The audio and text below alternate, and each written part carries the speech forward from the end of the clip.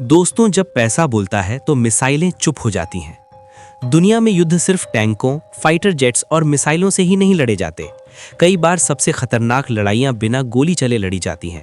न सीमा पर सैनिक दिखते हैं, न संसद में युद्ध की घोषणा होती है, न किसी इमरजेंसी मीटिंग की खबर आती है, लेकिन फिर भी इतिहास की दिशा बदल जाती है। आज जो कहानी हम आपको बताने जा रहे हैं वो भी कुछ ऐसी ही है। एक ऐसी लड़ाई जिसमें न खून बहता है, न शहर तबाह होते हैं, लेकिन फिर भी सबसे बड़ी सुपर पावर की नींव हिलने लगती है। ये कहानी है डॉलर, बॉन्ड और रिजर्व की। अगर आप ध्यान से देखें तो दुनिया की सबसे बड़ी ताकत की नींव के नीचे की जमीन बहुत धीरे धीरे खिसक रही है। और इस बार ये जमीन न टैंकों से हिल रही है, न फाइटर जेट से, बल्कि ये खेल खेला जा रहा है अमेरिकी ट्रेजरी बॉन्ड, डॉलर और गोल्ड रिजर्व के जरिए। अक्टूबर 2025। दुनिया में सब कुछ सामान्य दिख रहा था। न कोई बड़ी हेडलाइन, न कोई ब्रेकिंग न्यूज, न किसी देश का उग्र बयान। लेकिन इसी खामोशी में एक ऐसा फैसला लिया गया जिसने फाइनेंशियल दुनिया के एक्सपर्ट्स को चौंकन्ना कर दिया। 3 देश, भारत, चीन और ब्राजील, न कोई प्रेस कॉन्फ्रेंस करते हैं, न कोई घोषणा, न किसी मंच से भाषण, और चुपचाप अमेरिकी ट्रेजरी मार्केट से $28.8 बिलियन निकाल लेते हैं। इतिहास हमें बार बार बताता है कि सबसे खतरनाक फैसले अक्सर बिना शोर के लिए जाते हैं। सवाल ये नहीं है कि ये सिर्फ एक आर्थिक आंकड़ा है। सवाल ये है कि क्या यही वो मोड़ है जहां से डॉलर की पकड़ धीरे धीरे ढीली पड़नी शुरू हुई। अमेरिका की असली ताकत क्या है? अधिकतर लोग मानते हैं कि अमेरिका की ताकत उसकी सेना है, उसके एयरक्राफ्ट कैरियर्स, उसके फाइटर जेट्स, उसकी न्यूक्लियर मिसाइलें। लेकिन सच्चाई ये है कि अमेरिका की असली ताकत उसकी सेना नहीं, उसकी करेंसी डॉलर है। और डॉलर की रीढ़ है यूएस ट्रेजरी बॉन्ड।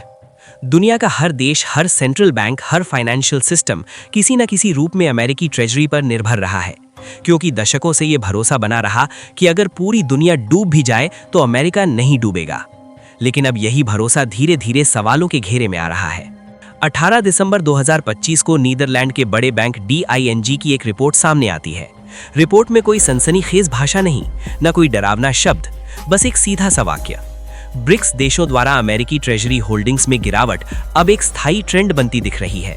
स्थायी ट्रेंड यानी ये कोई एक बार की घटना नहीं, न किसी चुनाव का असर, न किसी अफवाह का नतीजा। जब डेटा बोलता है तो शोर बेमानी हो जाता है। अब जरा आंकड़ों को समझते हैं, क्योंकि यहाँ भावनाओं से ज्यादा वजन नंबरों का है। चीन अक्टूबर 2025 में करीब $11.8 बिलियन के यूएस ट्रेजरी बॉन्ड बेचे। भारत कई अरब डॉलर का ट्रेजरी एक्सपोजर घटाया। ब्राजील करीब $5 बिलियन की होल्डिंग कम की। अब यहाँ एक बेहद अहम सवाल उठता है। चीन बेचे तो दुनिया कहती है वो अमेरिका का दुश्मन है, लेकिन भारत बेचे तो कहानी कहीं ज्यादा गहरी हो जाती है। भारत ने डॉलर क्यों निकाला? भारत अमेरिका का रणनीतिक साझेदार है, क्वाड का हिस्सा है, टेक्नोलॉजी, डिफेंस और ट्रेड में अमेरिका से जुड़ा है। तो फिर भारत ने डॉलर क्यों निकाला? ING और दूसरे फाइनेंशियल एनालिस्ट साफ कहते हैं ये फैसला राजनीतिक विद्रोह नहीं था, ये फैसला आर्थिक आत्मरक्षा था। 2025 में डॉलर मजबूत हुआ, कच्चे तेल की कीमतें बढ़ीं, भारत का इंपोर्ट बिल बढ़ा, रुपए पर दबाव बढ़ा। RBI के पास 2 रास्ते थे, या तो बाजार को खुला छोड़ दे या फिर हस्तक्षेप करे। भारत ने हस्तक्षेप चुना। डॉलर बेचे गए ताकि रुपया जरूरत से ज्यादा कमजोर ना हो, और ये डॉलर आए यूएस ट्रेजरी बेचकर। यानी ये फैसला विरोध का नहीं, संतुलन का था। कहानी यहीं खत्म नहीं होती। इसी दौरान भारत और चीन दोनों ने अपने गोल्ड रिजर्व तेजी से बढ़ाए। 2023 से 2025 के बीच भारत ने दर्जनों टन सोना जोड़ा। चीन हर महीने गोल्ड खरीदता रहा। क्यों? क्योंकि डॉलर पर प्रतिबंध लग सकते हैं, अकाउंट फ्रीज हो सकते हैं, स्विफ्ट से बाहर किया जा सकता है। लेकिन सोना किसी सरकार का वादा नहीं होता, सोना सिर्फ सोना होता है, और यही उसकी सबसे बड़ी ताकत है। चीन का मामला भारत से अलग है। चीन जब बेचता है तो मजबूरी नहीं, बल्कि रणनीति होती है। 2008 के लेहमन क्राइसिस के बाद चीन को पहली बार एहसास हुआ कि डॉलर पूरी तरह सुरक्षित नहीं है। 2013 में चीन के पास $1.32 ट्रिलियन की ट्रेजरी थी।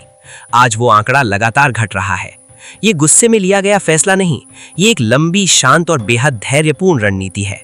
भारत न चीन की तरह टकराव में है, न रूस की तरह अलग थलग, न यूरोप की तरह पूरी तरह निर्भर। भारत बीच में खड़ा है, और बीच में खड़ा होना कमजोरी नहीं, ताकत है। अमेरिका से टेक्नोलॉजी, रूस से ऊर्जा, ब्रिक्स से संतुलन। भारत का संदेश साफ है, सबके साथ दोस्ती, लेकिन किसी के नीचे नहीं। क्या डॉलर खत्म हो जाएगा? नहीं, डॉलर कल नहीं गिरेगा। अमेरिका अभी भी दुनिया की सबसे बड़ी अर्थव्यवस्था है, लेकिन खतरा यह है कि निर्भरता घट रही है और यही असली बदलाव है। अगर आज 90% डील डॉलर में होती हैं और कल 70%, फिर 50%, तो डॉलर मरेगा नहीं, लेकिन उसकी ताकत आधी हो जाएगी। सत्ता हमेशा पैसे के पीछे जाती है।